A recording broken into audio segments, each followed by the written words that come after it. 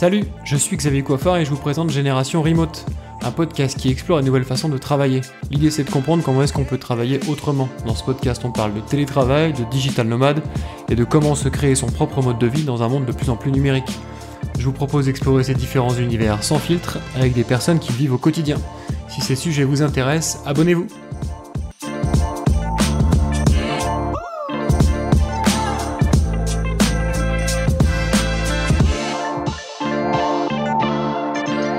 Bonjour à tous et bienvenue sur Génération Remote. Aujourd'hui, je reçois Diane Véziès qui va nous parler de droit et de télétravail. C'est une avocate du travail. Salut Diane, est-ce que tu peux te présenter rapidement ? Bonjour Xavier, merci de m'accueillir. Donc, je suis Diane Véziès, je suis avocate en droit du travail depuis désormais presque 9 ans et à la tête du pôle droit social du groupement d'avocats IRO depuis 2 ans. J'accompagne les chefs d'entreprise dans la gestion du droit du travail au quotidien. Donc ça se matérialise de différentes manières, donc à la fois dans la formation des chefs d'entreprise, dans leur défense en cas de contentieux devant le conseil de prud'homme ou en cas de contrôle URSSAF, mais également dans une dimension de conseil. Donc ça peut aller de la rédaction des contrats de travail, des règlements intérieurs, la mise en place des élections professionnelles, ou encore les accompagner dans le cadre de la gestion du télétravail. Ok. Eh ben, c'est super intéressant, comme je te disais juste avant qu'on enregistre. Le droit est quelque chose dont on parle toujours plus ou moins dans les podcasts. J'ai eu sur ce podcast à la fois des entrepreneurs, des salariés, des gens qui étaient en digital nomade, qui étaient à l'étranger, etc., etc. Et à chaque fois, on passe très rapidement sur le droit ou les contraintes légales. Et en fait, j'ai un peu l'impression que c'est flou pour la plupart des gens. Et c'est pour ça que je voulais t'inviter sur ce podcast, histoire que qu'on essaie de faire un épisode dans lequel on vient mettre les grands principes au moins, et essayer que ça soit plus clair dans la tête de tout le monde, parce que j'ai vraiment l'impression que c'est flou. En plus, je pense que ça a changé il y a pas très longtemps, tu nous le diras tout à l'heure. Mais du coup, voilà, est-ce que tu peux peut-être commencer par nous faire un aperçu très grossier de quelles sont les lois qui s'appliquent, quelles sont les réglementations, et quelles sont vraiment les grosses mailles qu'il faut qu'on ait en tête, et puis après peut-être on ira dans le détail en fonction des différents sujets. Oui, bien sûr. C'est vrai que le télétravail, c'est quelque chose qui a pendant très longtemps à la fois été boudé et géré de manière assez aléatoire. Chacun faisait un petit peu sa popote à sa sauce. Et avec la pandémie qu'on a connue, les choses ont été complètement révolutionnées, puisque c'est une énorme partie de la population qui a été obligée de se retrouver dans le cadre du télétravail, d'un télétravail qui était imposé. Donc c'est là où se sont posées de vraies questions, de vraies problématiques, et où on s'est rendu compte que la mise en place d'un cadre était non seulement nécessaire, mais aussi incontournable pour éviter derrière des contentieux entre salariés et employeurs. Alors en termes de législation, en matière de télétravail, il y a plusieurs sources. Il y a une source légale qu'on retrouve dans le Code du travail, c'est les articles L 1222-9 à L 1222-11. Et ce sont également 2 accords nationaux interprofessionnels, l'un qui date de 2005 et l'un qui est beaucoup plus récent, qui date de 2020. Et en fait, tout ce carcan juridique vient poser le cadre de l'usage du télétravail. Donc ça va être les conditions de recours, dans quel cas on peut mettre en place le télétravail, quelles sont les populations qui sont visées par la mise en place du télétravail, et il faut noter que tout cela en fait s'articule autour de 2 grands principes. C'est que le télétravail doit à la base être volontaire et qu'il peut faire l'objet d'une réversibilité. C'est-à-dire que lorsqu'on a un salarié, par exemple, qu'on a embauché dans le cadre d'un contrat de travail dans lequel il n'était pas prévu que celui-ci exerce dans le cadre du télétravail, que finalement on le passe en télétravail, il faut prévoir la possibilité à la fois pour le salarié de demander à revenir en présentiel, et à la fois la possibilité pour l'employeur d'exiger que le salarié revienne en présentiel. Donc ça, c'est des dispositions qui sont très importantes et qui doivent impérativement figurer dans le carcan de normes qui suppose la mise en place du télétravail. Alors concrètement, l'employeur qui veut mettre en place du télétravail, il va passer par 3 moyens différents. Soit par la conclusion d'un accord d'entreprise avec les représentants du personnel, qui est au final une décision qui est prise de manière collective et qui s'applique de manière collective. À défaut d'un tel accord, l'employeur il va pouvoir mettre en place une charte de télétravail qui est en réalité une décision unilatérale, mais qui va avoir également des effets collectifs. Et s'il n'y a pas de charte, il est toujours possible à l'employeur et aux salariés de s'accorder, par exemple dans le cadre soit du contrat de travail, soit d'un avenant, mais auquel cas cette décision, elle ne s'applique qu'au salarié qui est concerné. Bien évidemment, les dispositions qui figurent dans le contrat de Monsieur A ne vont pas s'appliquer dans les relations de travail avec Monsieur B. Donc, on saisit tout de suite la limite de ce type de mise en place, puisque on peut se retrouver avec un manque d'uniformisation si jamais d'un contrat à l'autre, on prévoit pas exactement les mêmes choses. Ok. Il y a deux choses qui ont piqué mon attention dans ce que tu viens de dire. Au moins deux. La première, c'est que la loi définit les types de personnes auxquelles peut s'appliquer le télétravail. Ça veut dire... Ouais, vas-y. Je précise. En fait, la loi exige que l'employeur définisse à qui ça s'applique. D'accord. C'est-à-dire qu'on doit le préciser. Après, ce n'est pas la loi qui fixe en indiquant, telle personne a le droit de télétravailler ou telle personne n'a pas le droit de télétravailler. Ok. Et il faut des conditions de réversibilité à chaque fois, c'est-à-dire que si tu crées une boîte ex nihilo, un truc qui n'existe pas, tu commences et tu décides que la boîte est 100% en télétravail et que donc les salariés sont répartis partout.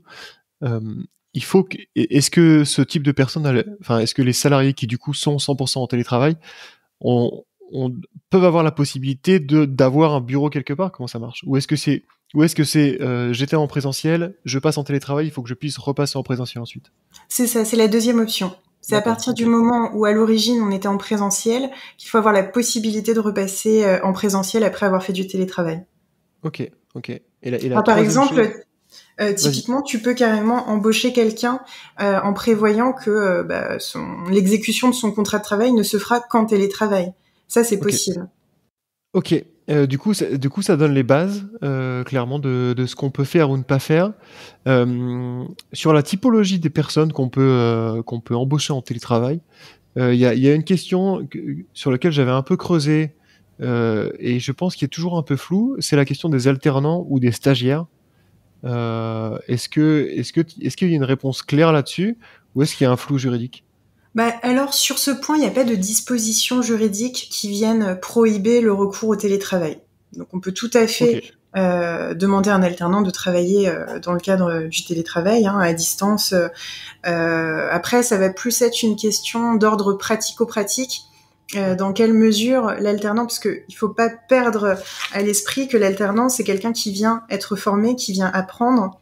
Oui. Et qui va avoir besoin du soutien de la communauté de travail, de son maître pas son maître de stage, mais son référent pour pouvoir apprendre. Et c'est là où on peut se dire que finalement le télétravail, ça risque de l'isoler d'une certaine manière et peut-être rendre plus difficile son apprentissage. D'accord, ok. Donc il y a bien une espèce de flou. Il y a pas de contre-indication, mais il faut qu'on soit capable de prouver qu'il y a un apprentissage oui, réel, c'est ça. quoi. Tout à fait. Ok. C'est bien, ça éclaircit ça déjà, parce que c'était flou dans ma tête. Et surtout ce qui est horaire de travail et tout ça, parce que encore une fois sur ce podcast, on a aussi reçu des entrepreneurs qui travaillaient avec des personnes qui étaient sur différents fuseaux horaires typiquement, ou alors qui étaient en full remote et avec un fonctionnement qu'on va appeler asynchrone, c'est-à-dire qui n'ont pas des horaires définis vraiment dans le dur.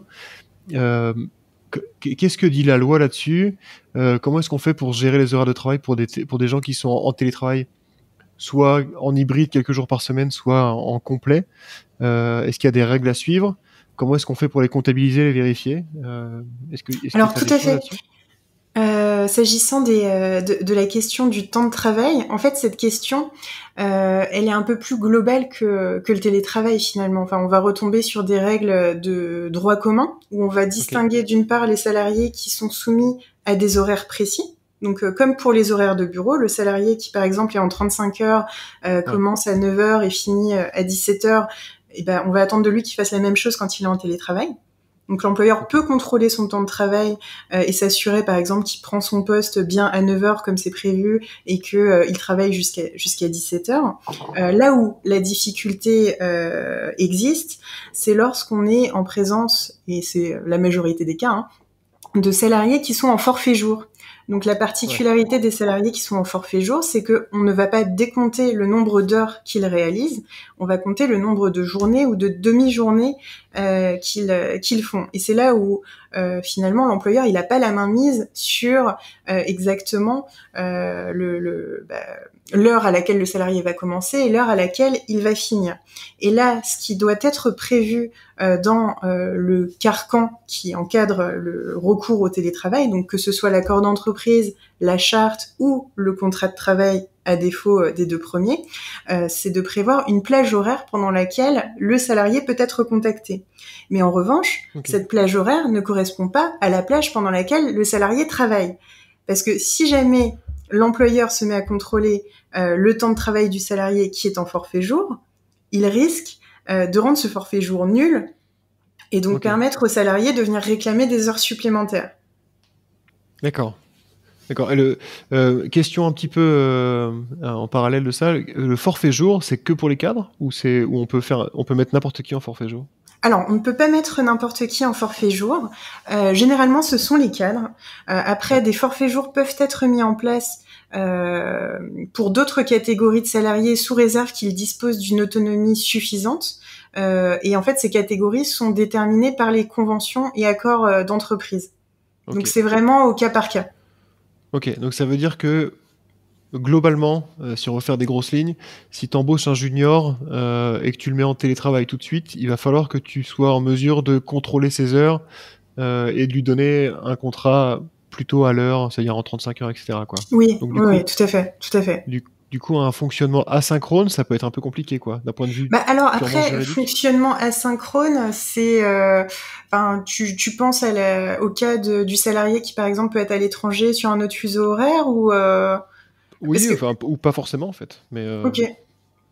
Parce qu'après, pour le salarié pour lequel on va décompter les heures de travail, ça va être vraiment une question de, soit ses horaires sont fixes, soit ils sont pas fixes.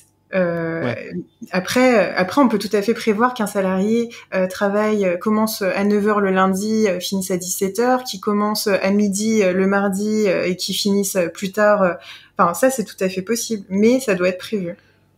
Ok, et du coup, il faut le mettre dans le contrat de travail, c'est ça ? Alors, dans ce cas-là, ce qu'on prévoit, c'est simplement que le salarié va réaliser 35 heures, et tant que ces heures sont réalisées, par exemple, que de jour ou que de nuit, ça va pas poser de problème. On va pouvoir les modifier, on va pouvoir modifier les horaires dans ce cadre-là. Par contre, ce qu'on peut pas faire, c'est faire passer un salarié qui est de jour à du travail de nuit. Et petite particularité aussi, parce qu'évidemment le diable se cache dans les détails, lorsqu'on est en présence d'un salarié qui va être à temps partiel, là on est obligé d'indiquer l'heure de début, l'heure où il commence et l'heure à laquelle il finit, la répartition des horaires sur la semaine. Ça on est obligé de le prévoir. Tandis que pour un salarié à temps plein, à partir du moment où il est à temps plein, ses horaires peuvent varier tant que on ne change pas ses horaires de jour en horaires de nuit. Ok, donc ça veut dire que quelque chose qu'on entend plutôt ici sur ce podcast, en disant moi mes salariés ils bossent quand ils veulent, s'ils veulent travailler tôt le matin en se levant à 4 heures et finir à midi, ou bien le lendemain commencer à 17 heures et finir à 3 heures du matin. En vrai, t'as pas vraiment le droit de faire ça parce que ton salarié il passe la moitié du temps de jour, l'autre moitié de nuit. Ça c'est possible quand il est en forfait jour. Ouais, c'est ça. Mais alors, quand il est en forfait jour, ce qu'il doit respecter, le salarié, c'est les durées de repos quotidien, qui sont de 11 heures, et hebdomadaires, qui sont de 35 heures consécutives. Ok. Et du coup, on va aller peut-être un peu plus loin sur... donc tu disais que c'était en fonction du contrat de travail. Est-ce que sur la mise en place du télétravail, il faut plutôt adapter le contrat de travail ou mettre en place des chartes de télétravail quelle est la bonne pratique pour soit passer une entreprise avec du télétravail, tu vois, mettre en place du télétravail, soit peut-être créer une entreprise directement avec du télétravail? Est-ce qu'on fait une charte? Est-ce qu'on fait contrat de travail par contrat de travail? Comment est-ce Alors, que... tout va dépendre des besoins de l'entreprise. Si c'est un besoin ponctuel, uniquement pour permettre à certains cadres d'être en télétravail parce que eux ont besoin de plus de flexibilité dans l'organisation du travail, le fait de passer par un contrat de travail peut suffire. Après, lorsqu'on vise une plus grande communauté de travail, moi, il me semble beaucoup plus opportun de passer par un accord d'entreprise ou une charte de télétravail parce que ça permet d'uniformiser les règles. Et ça permet de s'assurer que derrière, tout le monde va être traité à la même enseigne et qu'il n'y aura pas de discrimination ou de traitement de faveur enfin bon, c'est la même chose, envers l'un ou envers l'autre. D'accord. Et du coup, ça va mettre en place les règles pour toute la boîte et pour tous les salariés. Ou peut-être est-ce que tu peux faire genre service par service? C'est possible? Oui, tout à fait. Ok. Tout à fait. Ok. Et qu'est-ce qu'on trouve? Quels sont les grands éléments à mettre dans une charte de télétravail? Alors les grands éléments à mettre dans une charte de télétravail, il y en a plusieurs, donc ils sont bien prévus par les textes. Donc il y a les conditions de passage en télétravail, il y a les conditions de retour à une exécution du contrat de travail sans télétravail. Donc là c'est la fameuse réversibilité. Ok. Il y a les modalités d'acceptation par le salarié des conditions de mise en œuvre du télétravail. Ok. Les modalités de contrôle du temps de travail. Et de régulation de la charge de travail, parce que ça on a pu le voir et je pense qu'on aura l'occasion d'en reparler tout à l'heure, mais ce qu'on a pu remarquer avec la pandémie, c'est que certains salariés qui se sont retrouvés en télétravail ont eu une charge de travail qui était beaucoup plus élevée que lorsqu'ils étaient en présentiel, parce que du coup la frontière vie privée, vie professionnelle était beaucoup plus poreuse. Et certains ont eu beaucoup de mal en fait à trouver des moments où commencer ou arrêter. Enfin bref, donc ça c'est un point très important de pouvoir prévoir ce suivi et cette régulation. De la même manière, il faut pouvoir prévoir les modalités d'accès au télétravail des télétravailleurs handicapés par exemple. Ah ok. Ce qu'il va y avoir aussi, c'est les modalités de mise en place concrète matérielle du télétravail.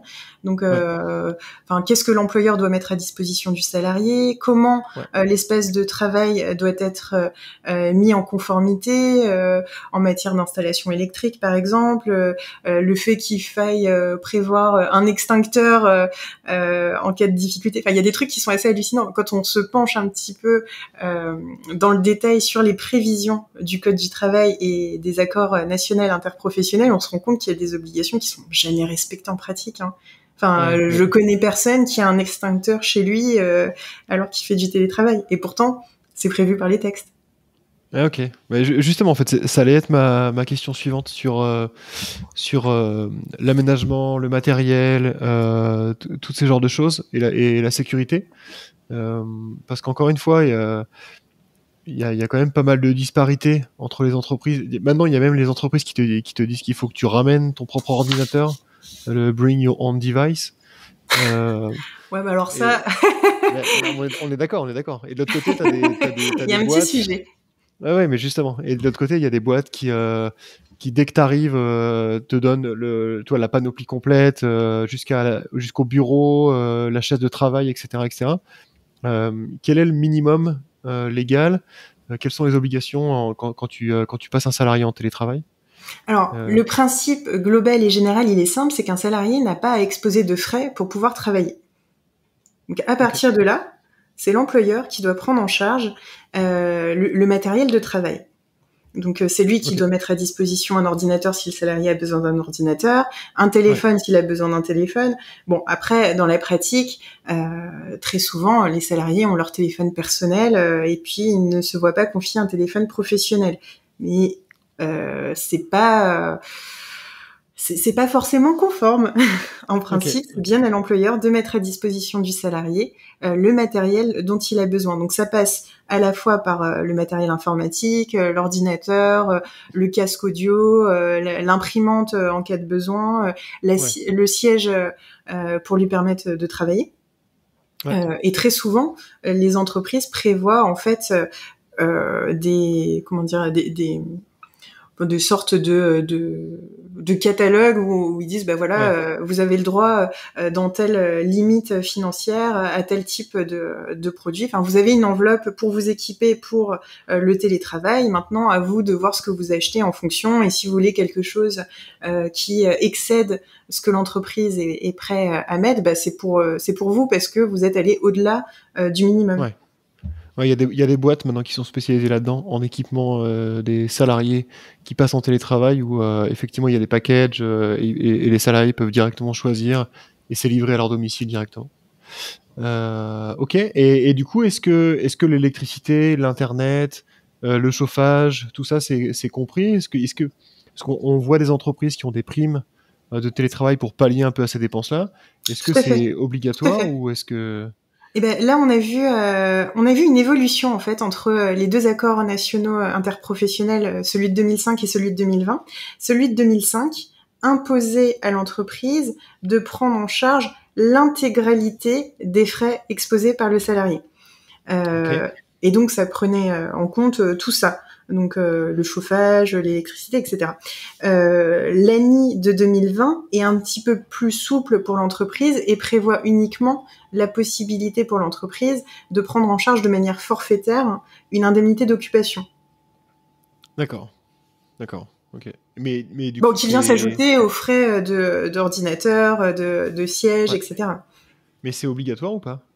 Ah oui, oui, oui. D'accord, ok. Oui, là, typiquement, j'ai même eu un contentieux assez récent sur le sujet où j'ai accompagné, pour le coup, un salarié et pas une entreprise. Et ce salarié demandait justement le remboursement de la chaise de bureau qu'il avait achetée sur ses deniers personnels pour pouvoir réaliser le télétravail qui lui avait été imposé. Bon, là, il y avait plusieurs problématiques dans ce dossier, plusieurs Ouais, choses qui n'allaient pas, mais il a obtenu gain de cause devant le conseil de prud'homme en se faisant rembourser sa chaise de sa bureau. chaise. Ok. Et peut-être un point de détail, mais c'est quelque chose que j'ai déjà vu, c'est des questions que j'ai déjà vu passer aussi, sur les tickets resto, typiquement. Est-ce que tu as le droit à des tickets resto quand tu es en télétravail ou pas, ou est-ce que ça dépend des entreprises? Et alors ça, c'est pour le coup, ça fait l'objet encore. Alors j'ai pas envie de dire de bêtises, mais je crois pas que la question ait été tranchée de manière ferme et définitive. Il y a eu un Ok. véritable débat jurisprudentiel à ce sujet, parce que pour certains, la tribunaux judiciaires, il n'y avait pas lieu de payer aux salariés en télétravail, enfin de leur octroyer des tickets restaurants, puisque ils étaient chez eux et qu'ils pouvaient se faire à manger chez eux sans avoir à exposer de frais supplémentaires. Ouais. Et pour d'autres, il y avait une rupture d'égalité entre les salariés qui étaient en télétravail et ceux qui étaient sur place, du fait que ceux qui étaient sur place avaient les tickets resto et pas ceux qui étaient en télétravail.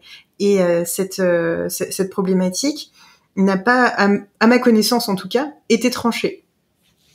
Ok, d'accord. Donc on sait pas. Ok. Non, non, non. Euh, Mais là-dessus, je pourrais avoir plus de détails. Si tu veux que je creuse la question, mais là, j'ai pas les ouais, dernières mises à jour sur le sujet. Mais je sais que ça pas a de été un vrai problème. débat.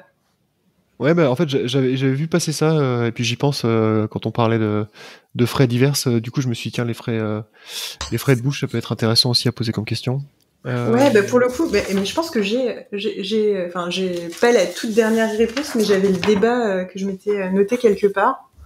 Bon. Ok, écoute, si tu retrouves le truc après, je le mettrai en description de l'épisode du podcast. Et pareil, je mettrai aussi en description de l'épisode peut-être les plusieurs points qu'on a vus ensemble et peut-être le détail des articles de loi, etc. dont on a parlé au début. Comme ça, si les gens ils veulent regarder, il y aura ça dans la description. Ok, ça marche. Tu parlais tout à l'heure de séparation vie privée, vie pro, qui est un vrai sujet sur ce podcast à chaque fois.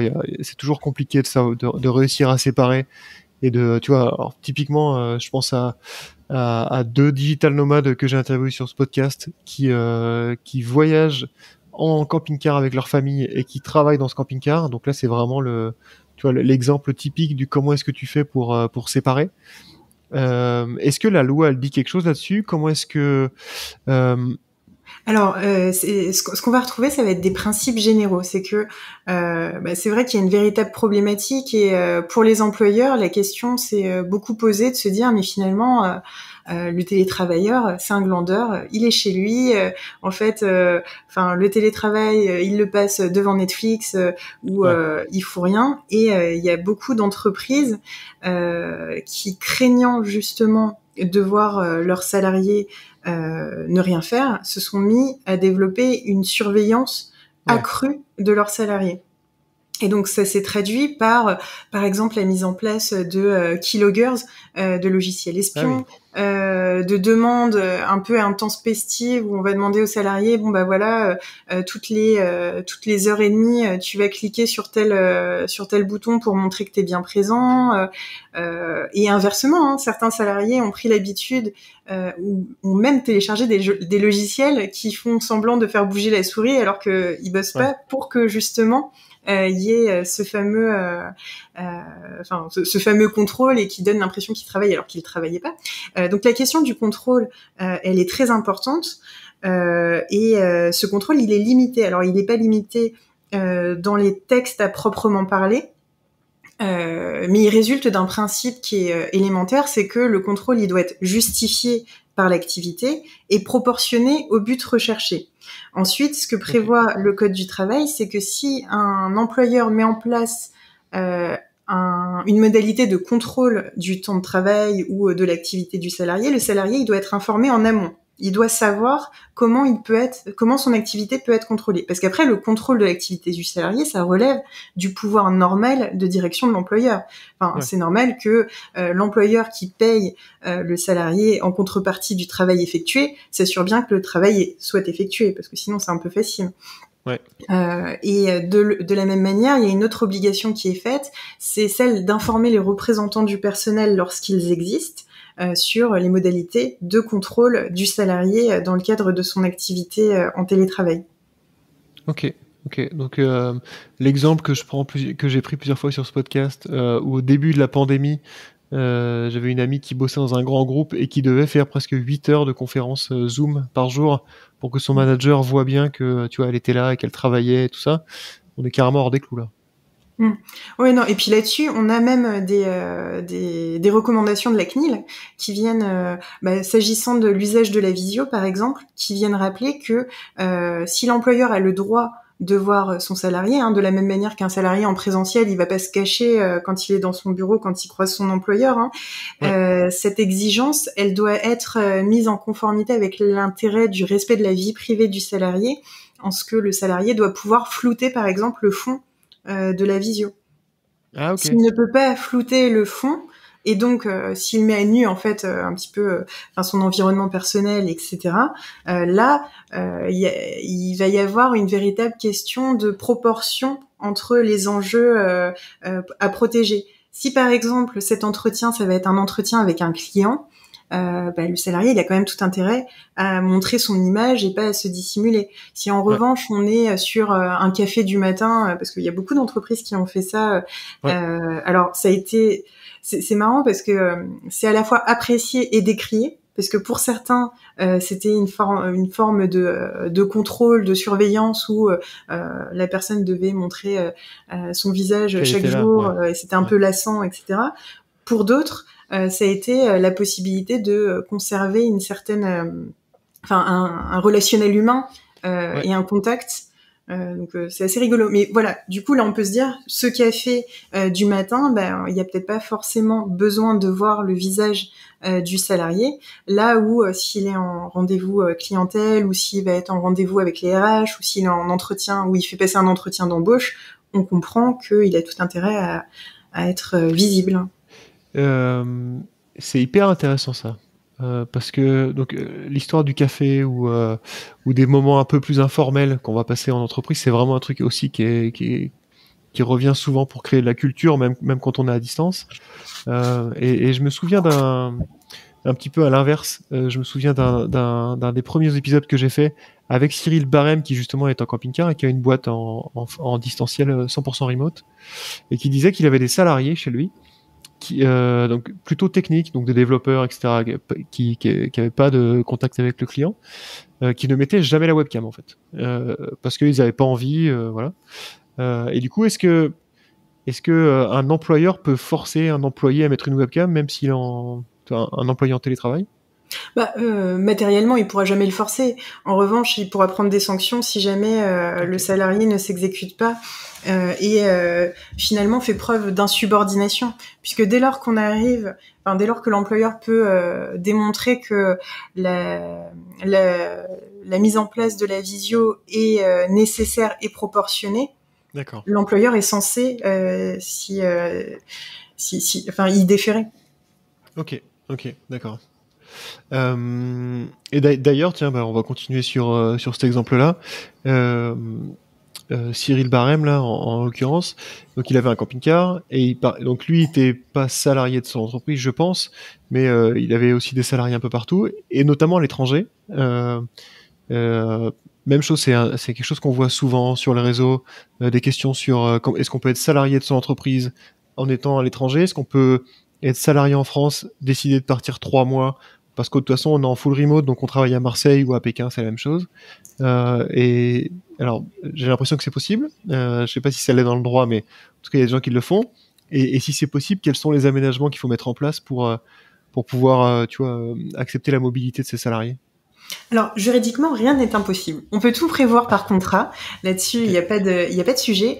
En revanche, ça entraîne des questions qui sont plus ou moins complexes parce que le salarié qui va partir à Marseille pour télétravailler en full remote, il n'y a pas de sujet. On est sur la même législation, il relève du même régime de sécurité sociale, il a le même,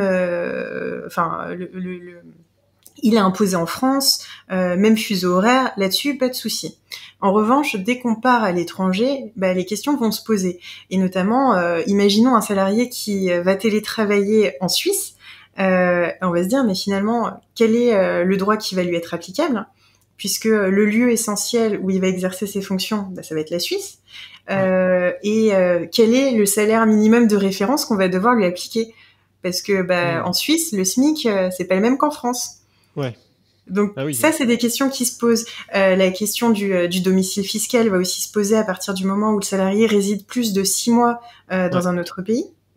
Et la question de la protection sociale aussi. Ensuite, quand on décline les différentes obligations de l'employeur en matière du télétravail, par exemple sur le fait de devoir remplacer le matériel si jamais il est défectueux, sur le fait de s'assurer de la conformité, etc., il faut se dire que ces obligations-là, il va falloir réussir à les traduire dans le pays étranger dans lequel va se trouver le salarié. La question aussi de la plage horaire pendant laquelle le salarié va pouvoir être joignable, elle va être problématique puisque c'est pas forcément la même que celle des autres salariés de l'entreprise ou que ceux qui travaillent en France. Ouais. Donc le décalage horaire doit être pris en compte. Donc en fait, à partir du moment où on prend en compte tous ces éléments et que cela ne pose pas de difficulté dans le cadre de l'exécution des missions, pourquoi pas, hein. Après, ça peut devenir complexe. Là où c'est encore plus complexe, c'est lorsqu'on est en présence de salariés qui sont complètement nomades et qui envisagent de travailler dans plusieurs pays différents de manière successive. Donc après, comme je le disais en introduction, hein, rien n'est impossible, mais ça complexifie un petit peu la donne. Et l'employeur n'a pas forcément envie de se mettre en difficulté, sachant que derrière, il a également des obligations en matière de sécurité par rapport à son salarié. Parce que si celui-ci a un accident du travail, la question qui va se poser, c'est comment on apprécie l'accident du travail en fonction notamment du fuseau horaire. Ouais, donc c'est ça. Ça veut dire que si je suis employé dans une boîte et que je décide d'un commun accord, enfin je décide et mon employeur est d'accord de partir 3 mois à Bangkok, d'un coup on a des problématiques un peu partout. C'est-à-dire que aussi bien sur le temps de travail, sur la plage horaire, sur la gestion de la couverture maladie, etc. Et effectivement sur les accidents de travail, ça pose des vrais problèmes en fait. Ok. Et est-ce que toi, t'as vu des entreprises qui ont mis ce genre de choses en place et si c'est le cas, est-ce que tu peux nous dire un peu comment est-ce qu'ils avaient aménagé la chose ou comment est-ce qu'on peut faire pour que ça devienne possible ? En fait, à partir du moment où c'est encadré, par exemple, alors ce que j'ai vu, c'est pas le cas de salariés qui étaient complètement nomades, parce que ça, je pense que enfin, ça doit exister, mais j'ai pas eu l'occasion de le voir. Mais des salariés qui, par exemple, ont un conjoint qui habite dans un pays européen. C'est tout à fait possible. Après, ce que l'entreprise avait prévu également, c'était le fait que le salarié revienne en France au bout d'un certain temps. Ouais. Et au niveau du décalage horaire, ça j'ai pas eu l'occasion de le voir en pratique, mais je sais que c'est tout à fait possible. Et en fait, ça va dépendre de l'activité qui est réalisée et de la nécessité, par exemple, d'être en contact d'autres équipes ou de clients. Après, ça peut intéresser des sociétés qui travaillent avec le marché correspondant au pays dans lequel le salarié se retrouve en télétravail. Ouais, ouais, ok. Mais c'est possible, quoi. C'est-à-dire que si je veux aller passer 2 mois au Maroc ou en Algérie pour bosser, je peux le faire, il n'y a pas de problème, mon contrat de travail n'est pas caduc. Après, la Pendant cette question qui va période-là. se poser pour l'entreprise, c'est de se dire finalement, est-ce que j'aurais pas plus intérêt à détacher le salarié à l'étranger plutôt que de le garder en France avec une modalité de télétravail? Ouais, en fait, ça dépend de la durée, parce moi, je pense à des gens qui partent 2 mois, enfin, tu vois, 1 mois, 2 mois, 3 mois, et qui après reviennent. Hmm. Ils utilisent juste le télétravail comme un moyen d'aller bosser ailleurs pour changer un peu les idées, et puis après ils reviennent. Euh, du coup, dans ce cas de figure-là, mon contrat de travail est toujours ok, il y a pas de, ça fonctionne encore, quoi. Ok. Euh, on parlait tout à l'heure des accidents de travail. Et pareil, sur le télétravail, ça peut sembler un peu des fois complexe. Est-ce que si je suis en télétravail chez moi et que je me blesse entre midi et 2, est-ce que c'est un accident de travail ou pas? Comment est-ce qu'on définit tout ça quand on est en télétravail? Alors, il y a une règle qui s'appelle, enfin, c'est une règle d'imputabilité des accidents du travail. C'est que, en fait, est présumé un accident du travail, l'accident qui survient pendant le temps de travail et sur le lieu de travail. Donc, à partir du Ok, moment où on est en télétravail, le lieu de travail, c'est le domicile. Donc là, à ce sujet, il y a eu 2 arrêts récents qui ont été rendus par des cours d'appel et qui montrent comment ce principe est vraiment respecté de manière stricte. Il y a un arrêt qui a été rendu par une cour d'appel de la Réunion où c'est un salarié qui en fait lors de sa journée de travail, entend un accident, enfin un choc à l'extérieur de chez lui et se rend compte que il y a coupure d'électricité, son ordinateur ne fonctionne plus, donc il sort de chez lui. Il sort de ok, chez lui et là en sortant de chez lui, bon alors j'ai plus exactement tous les détails en tête, mais il finit par se prendre un poteau. Et ok, donc un poteau lui tombe dessus et il a demandé à ce que cet accident soit reconnu en accident du travail. Et là, il n'a pas été, on n'a pas fait droit à sa demande parce qu'il était en dehors de son lieu de travail, parce qu'il est sorti de chez lui. d'accord, De la même manière, là, c'est un arrêt qui a été rendu par la cour d'appel d'Amiens. C'est une salariée qui, elle, a eu un accident du travail 1 minute après la fin de sa journée de travail. Donc, elle devait finir à 16h. À 16h01, elle monte les escaliers, elle chute. Donc, elle a voulu se prévaloir d'un accident du travail, mais à partir du ok, moment où elle était en dehors de son temps de travail, eh ben, ça n'a pas ça été marche plus. reconnu comme un accident du travail. Ok, d'accord, d'accord, intéressant. Et du coup, ouais, est-ce que tu peux nous donner, est-ce que tu as des exemples de litiges qui arrivent régulièrement sur cette thématique de télétravail? Est-ce Ah que ben, peut-être les derniers dossiers que toi tu as traités, des choses comme ça? alors, il y a pas mal de litiges sur la question de la prise en charge des frais exposés par le salarié. Donc, à la fois au titre de l'indemnité d'occupation ou sur la mise à disposition du matériel, ça c'est quelque chose d'assez récurrent, Ok, notamment avec encore une fois la pandémie. Hein, il y a ouais, énormément de salariés qui se sont retrouvés chez eux et à qui on a demandé de se mettre à bosser en télétravail sans leur fournir d'ordinateur parce que personne n'avait prévu cette situation. Donc derrière, le salarié demande, oui, effectivement, est-ce que soit pris en charge les frais qu'il a exposés dans le cadre de son activité. Donc il y tiens a ça d'ailleurs, une question que je t'ai pas posée tout à l'heure sur les indemnités, il y a un barème. Euh, Parce que... Oui, oui, oui. Alors, j'ai pas envie de te dire de bêtises, mais il me semble que c'était l'équivalent de 50 € par mois. Ok, Euh, c'est pas lourd. Hein. c'est pas lourd. Alors, Ok, non, non, j'ai mais... pas envie de dire de bêtises. Hein. Je sais plus si c'est par mois ou par semaine, donc. Ok, ok. Parce Mais que ne sur serait-ce les qu'en cas, chauffage, ouais. sur les cas d'usage, ouais, c'est peut-être plus par semaine que par mois. Hein. Je sais plus. Pas de problème, ouais. Sur les différents cas d'usage, bah, donc il y a la question des frais. Il y a aussi la question, par exemple, de l'employeur qui va vouloir imposer le télétravail à son salarié, qui va dire bah voilà, moi j'ai envie de faire des économies, donc à partir de maintenant tout le monde va être en full remote, mais le recours au télétravail n'est pas prévu ni par un accord d'entreprise, ni par une charte, ni dans le contrat de travail. Si l'employeur décide de sanctionner le salarié qui a refusé de se mettre en télétravail, bah cette sanction, elle sera annulée. Donc, Ok. le cas d'un employeur qui va décider de licencier un salarié pour insubordination parce qu'il a refusé de se mettre en télétravail, le licenciement, il sera déclaré sans cause réelle et sérieuse. Ça, c'est un cas intéressant aussi.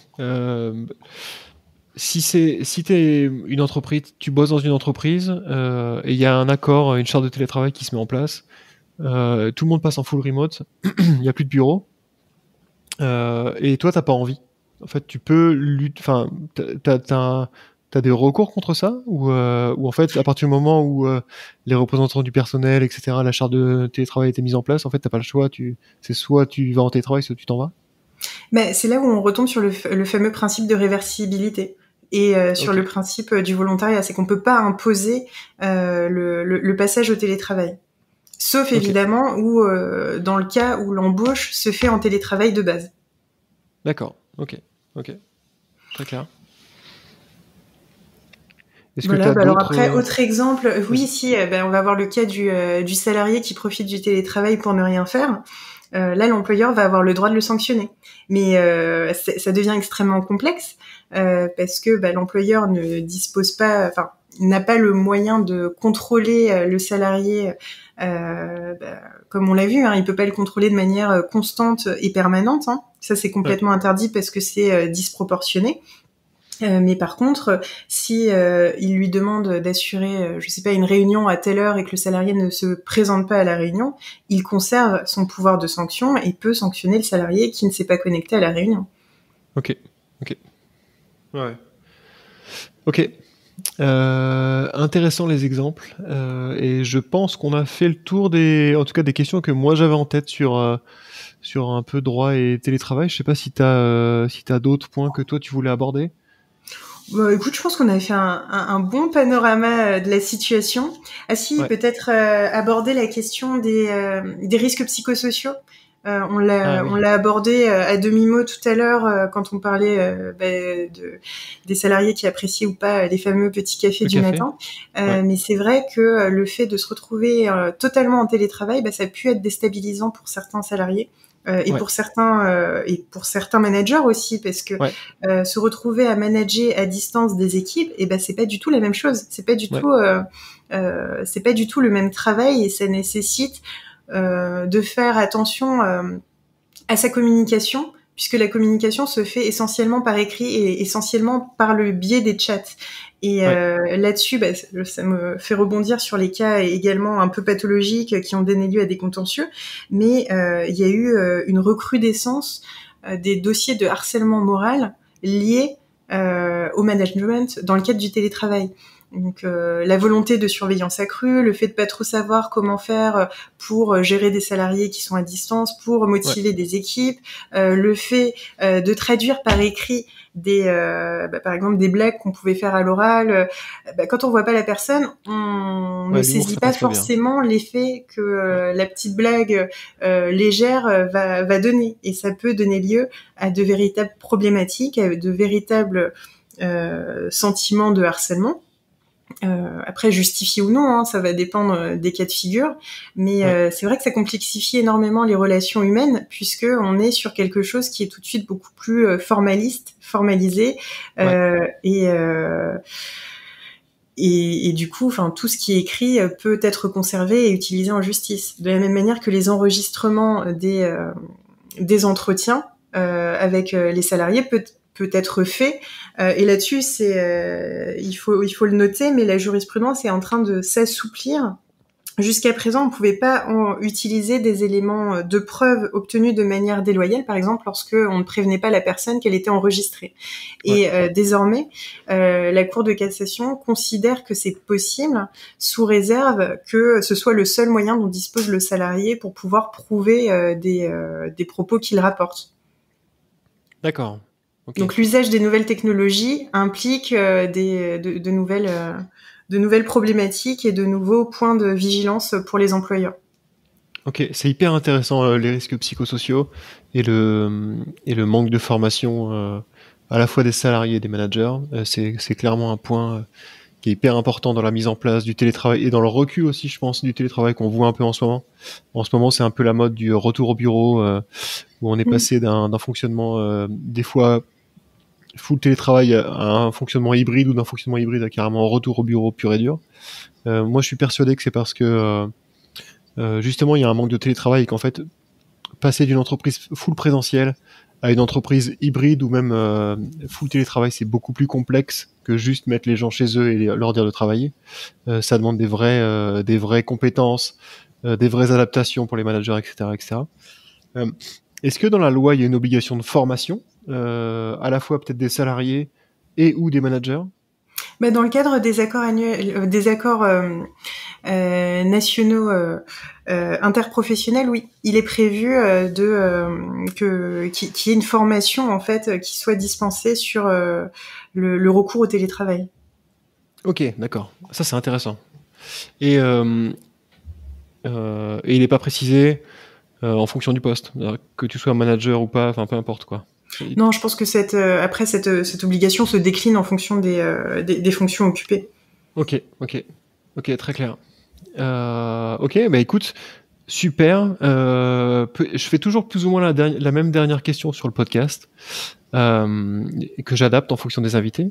Du coup, quel conseil tu donnerais à une entreprise qui veut embaucher des salariés en télétravail ou peut-être qui veut passer son entreprise d'un fonctionnement présentiel à un fonctionnement en full remote, nomade, pourquoi pas, tu vois, histoire d'aller un peu dans le cas extrême.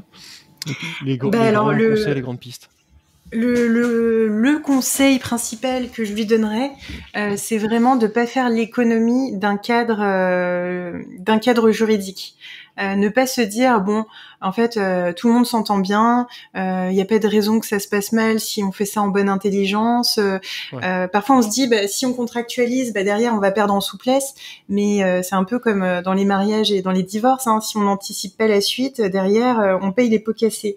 Et c'est super important, à mon sens, de pouvoir bien prévoir le cadre en amont pour ne pas avoir de mauvaises surprises lors de l'exécution. Ok, donc se faire accompagner par un avocat. Ça peut être une piste. Après, voilà, il y a les textes de loi et les accords d'entreprise sont très clairs, sont longs mais très clairs. Mais il faut vraiment penser à poser ce cadre et à envisager les différentes problématiques qui vont se poser, et notamment si on est sur du télétravail nomade et à l'étranger. Ouais, clairement. Ok, écoute, merci beaucoup Diane pour ce panorama et ce balayage un peu du droit et du télétravail. J'espère que ça a éclairci beaucoup d'esprit des gens qui m'écoutent. En tout cas, moi, ça m'a aidé. Ça a éclairci plusieurs points que je me posais, plusieurs questions que je me posais, etc., de manière régulière. Donc, merci beaucoup pour ce podcast. Diane, c'était un plaisir. Je t'en prie. Merci à toi de m'avoir reçu.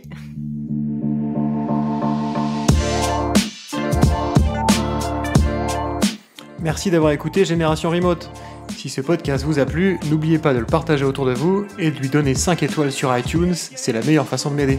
Si vous cherchez un emploi full remote, allez faire un tour sur remotefr.com. C'est un job board qui regroupe que des emplois tech 100% remote. On se retrouve dans 15 jours pour un nouvel épisode. D'ici là, portez-vous bien.